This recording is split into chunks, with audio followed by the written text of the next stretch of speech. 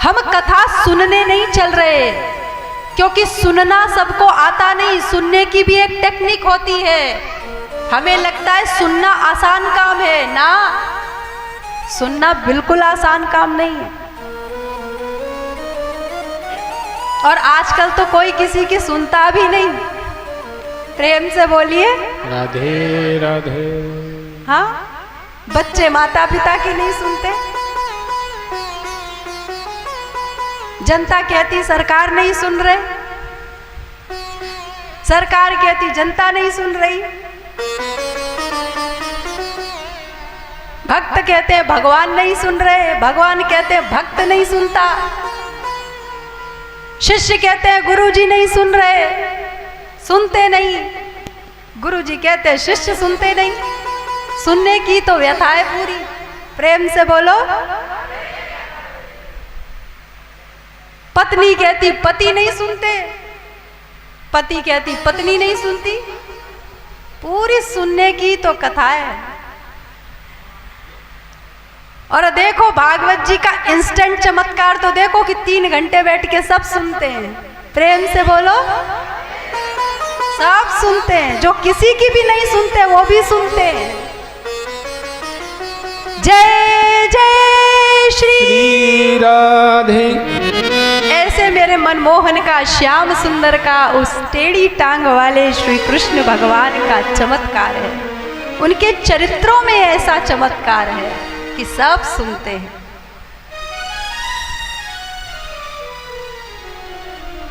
कहने का तात्पर्य सुनना सबको नहीं आता।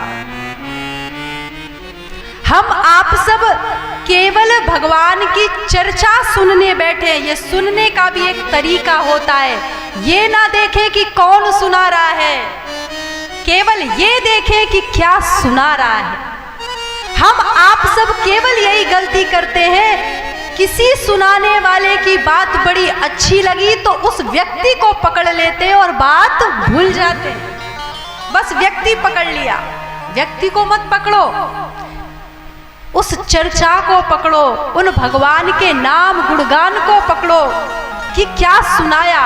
और हम आप जब इस चश्मे से चश्मा लगाकर बैठते कि अच्छा ये सुना रहे, ये बोल रहे, अच्छा ये वो है, अच्छा ये है, कभी नहीं सुन पाओगे, कभी नहीं सुन पाओगे। जब बिल्कुल निर्विकार निर्लेप होकर क्या सुनाया जा रहा है वो सुनोगे तो वास्तव में आनंद आ जाएगा। प्रेम से बोलिए राधे राधे। कौन बोल रहा है, कहाँ बोल रहा है, ये सारी सुध बुध भूल जाओ, बस क्या हो रहा है। क्योंकि व्यासपीठ से किसी देह की, किसी की सामर्थ्य नहीं जो बोल सके। यहाँ तो साक्षात मेरे गोविंद ही बोल सकते हैं। प्रेम से बोलिए राधे राधे। उन्हीं की अनुकंपा से, उन्हीं के चयन करने के कारण हम आप सबको ये समागम प्राप्त हुआ है।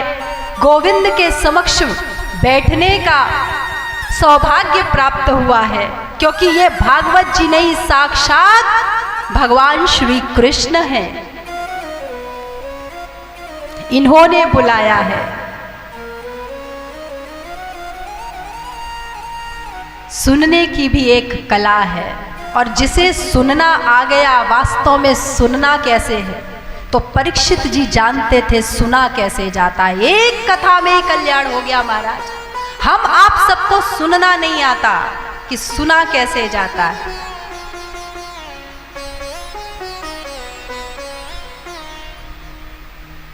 कथा में प्रवेश से पूर्व ये भाव रखो कि हम गोविंद से मिलने चल रहे हैं। हम तन का स्नान करके तो आए, तन को स्वच्छ करके तो आए, अब हम मन का स्नान करने चल रहे हैं। मन को स्वच्छ करने, मन को शुद्ध करने चल रहे हैं। इन 7 दिवसों में हमारे मन की सर्विसिंग होगी। प्रेम से बोलिए राधे राधे। क्योंकि हमारे पास आज के भौतिक जगत में बहुत सारे संसाधन हैं, बहुत लग्जरी है हर चीज के लिए, सब्जी खराब ना हो फ्रिज है, दूध खराब ना हो फ्रिज है, अरे फल बिगड़ ना जाए फ्रिज है, लेकिन जन्म जन्मांतरों से बिगड़ा मन ये जो है ये और खराब होता जा रहा है और खराब होता जा रहा है। ये कैसे बचेगा? इसके लिए कोई साधन नहीं है। इसके लिए तो एकमात्र यही साधन है कि सावधान तया शृणु, बैठ करके सावधान से श्री राधा रानी की कृपा से उनके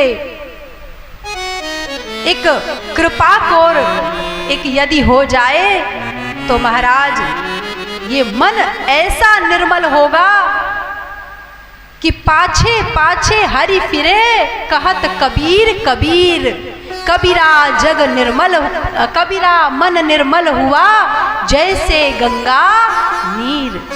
जिसका मन निर्मल है तो पाछे पाछे हरि फिरे, फिर हरि पीछे पीछे घूमते हैं, हरि के पीछे घूमना नहीं पड़ता।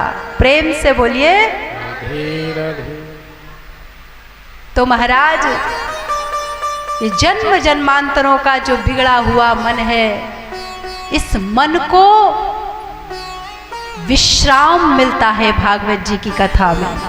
यही कारण है कई लोग सो जाते हैं। प्रेम से बोलो, कितने लोग सो रहे हैं? हाथ उठाओ। सब जग रहे हैं।